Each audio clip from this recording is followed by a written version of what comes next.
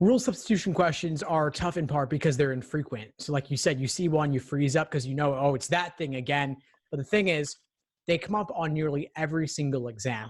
They started with exam 57 and have appeared on nearly every single released LSAT up to the present day.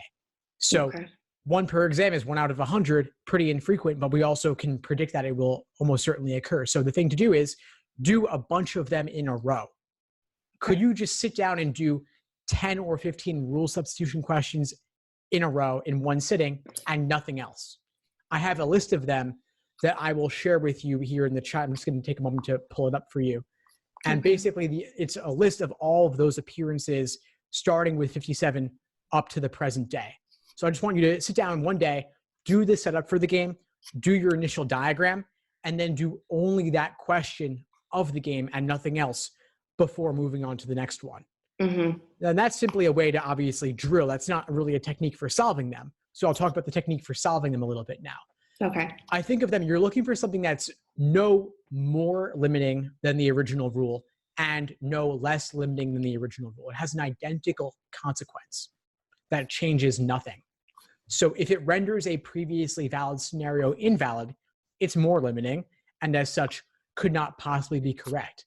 Alternatively, if it allows a scenario that previously would not have been possible, it's less limiting and as such could not possibly be correct. And I'll give you an example here for a moment. Let's say to be the president of the United States, you need to be over the age of 35 and born in the US or be a naturalized, a native born citizen or something like that. To make that more limiting, we might say you also need to have previously held elected office.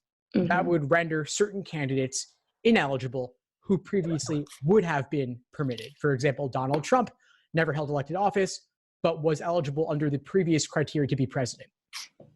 Alternatively, if we remove a limit and say that you do not need to be 35 years old and only be to be a citizen, that would allow other people who were not previously valid candidates to be permitted. For example, Alexandria Ocasio-Cortez, under the age of 35, not currently permitted, but removing that age limit would make it possible for her. So that's a way I think about it. And what you can do is you could take all your previous valid scenarios, all previous hypotheticals that you've drawn, and check them against the given answer choice.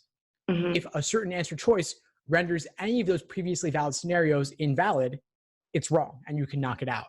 You can also check, are there any initial inferences you made during your setup for the game? If the new rule would not lead to those inferences or would actually prohibit those inferences, it's no good and you can knock it out. Thanks for tuning into the show. Please subscribe if you haven't done so already to be notified of new episodes as I release them. And feel free to reach out if you need anything at all as you move forward with your prep. I'm happy to help however I can. In the meantime, I wish you all the best and take care.